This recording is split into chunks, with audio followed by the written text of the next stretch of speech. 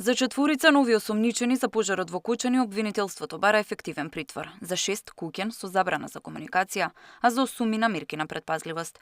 Истрагата се прошири за 18 нови лица. Меѓу нив се четворица поранешни министри во економија, тројца државни секретари во министерството и 6 раководители на сектор.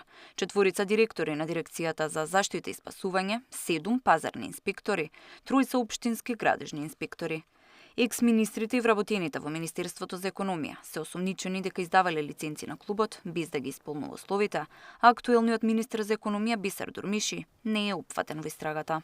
Сите тие, како и претходно осомничените во Министерството за економија, се истражуваат затоа што му овозможиле на кабаре клуб Пулс да добива лиценци без да ги исполнува минимално техничките услови за работа и незаконито да продолжи во вршење на угостителска дејност за целиот период од отворањето до пожар.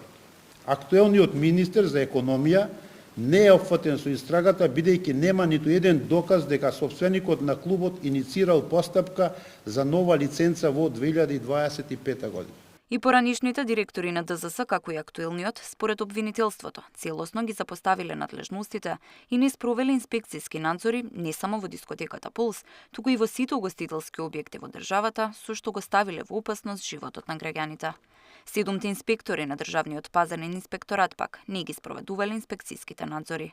За поранишните директори кои се осомничени, Анета Симеска-Димовска и Горан Трајковски, Гоцески кажа дека за нив продолжуваат проверките. Ова важи за сегашните и за министрите директор и за минатите директори, кај кои до овој момент не се утврдени пропусти врз основа на обезбедените докази кои упатуваат на основа на сомнение дека сториле кривично дело. Како што кажав и во обраќањето, за двајцата поранешни директори на државен пазарен инспекторат, кои од претходно се истражуваат, проверките продолжуваат, пред се поради околноста дека и нивниот мандат се врзува со период во кој клубот работел со фалсификувана лиценца. Во истрагата се осомничени вкупно 52 лица и 3 фирми, но действијата продолжуваат, вели министерот за внатрешни работи. Ќе продолжиме и понатаму да работиме.